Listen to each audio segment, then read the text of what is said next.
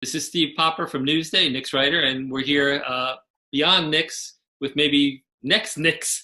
We're uh, when looking up some videos on scouting, prospects and stuff, and I came across Corey's stuff here. This is Corey Tulaba from coaching at Newfield High School and a lifelong Long Islander, who has started doing at Hardwood Herald some great scouting videos.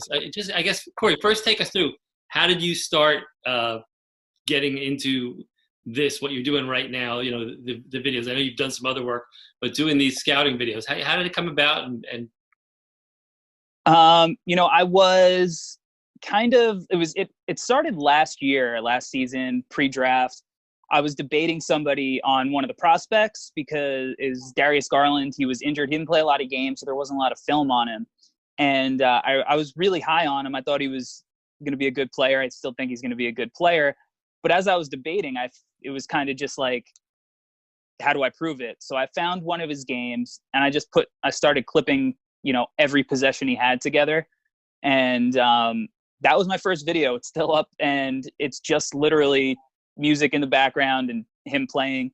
And as I started kind of figuring out how to do video, I thought it would be fun to kind of take it to the next level. And at this point, I've been doing it for over a year. And, now I'm able to really go in depth with my video, whether it's, commentary and analysis in the background, the music, transitions, and the artwork. I've really, kind of found myself in a comfort zone.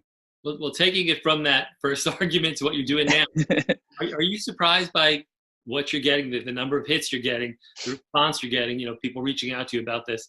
Kind of quick response here to turn around like this. Yeah, it's definitely surprising. I mean, I'm grinding. I'm trying to get it in front of as many eyeballs as I can. And luckily the internet, allows you to do that. So I'm still shocked, as hard as I am going at it and promoting it and stuff. Anytime one person watches it, I'm like, wow, that's crazy. And, and especially when people comment, like, I make sure I respond to every single person because, I'm grateful for anybody, thinking that it's worthy of their time. Right. There's so much content out there that, I'm grateful if one person watches it, or, some of the videos that have 10,000 people watching it. Either way, I think it's cool. And I'm always shocked when somebody, thinks it's as cool as I do. I know you do coach and you play the game. Yep. Is that something that you think differentiates what you're doing a little bit, that it's not just a highlight tape, it's their misses too. And it's passes that weren't assists, but you kind of dissect why it was the right pass. Is that something you kind of feel like it makes you a little different?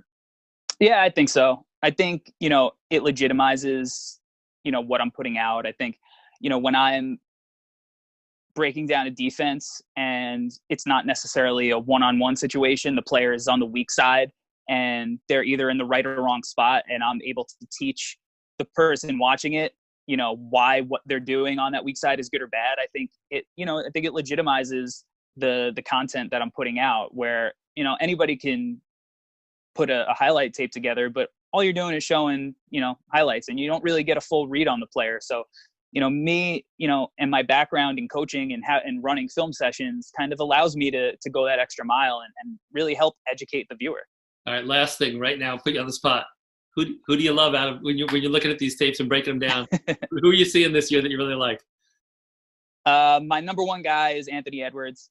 He's not out of Georgia. He's not perfect by any means. But I think that with the right organization and the right team, you could fix shot selection, but you can't make somebody more talented necessarily. So I love Anthony Edwards, and a second guy, I love Denny Avija from Israel. I think he's probably the most ready to go from day one. So those are my two guys that I love from this draft. And probably the hottest hit you have and the hardest one to judge is LaMelo Ball, for sure. He's a controversial guy. He's infinitely talented. There's so much raw, natural stuff there, but he played the game the wrong way growing up.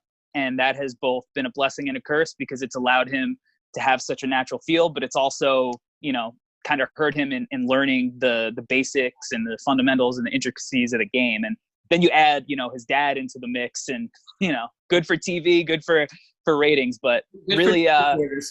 yeah. But he's an enigma. He's an enigma, but fun to watch. Yeah, Fun to watch. great. Well, during this isolation, we're getting to watch a lot of them. Keep them coming. We will be Thank happy you. to watch them and doing a great job with them.